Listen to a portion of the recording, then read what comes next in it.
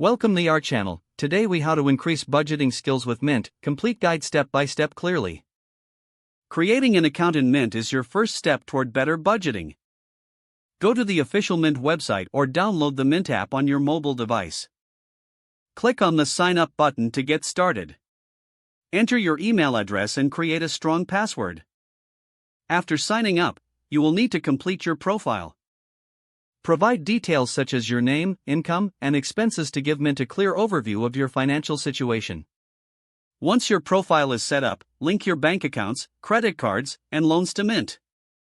Mint will securely import your financial transactions, helping you see all your finances in one place. Explore the dashboard to get familiar with the layout and features. Check out the budgeting tools available within the app. Create customized budgets based on your spending habits and financial goals. Mint allows you to set limits on different spending categories, making it easier to stick to your plan. Track your spending regularly to stay updated on how you're managing your budget. Use the alerts feature to receive notifications when you are nearing your budget limits.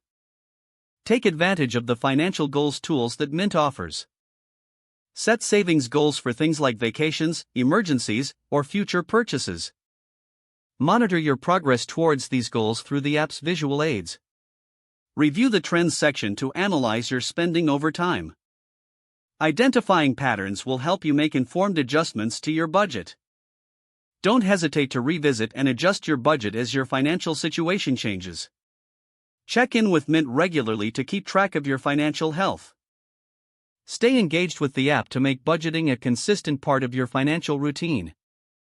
Using Mint effectively can lead to improved budgeting skills over time. Stay committed to your financial goals and watch your budgeting skills flourish. If the page does not load, refresh the browser or try again in a private or incognito window.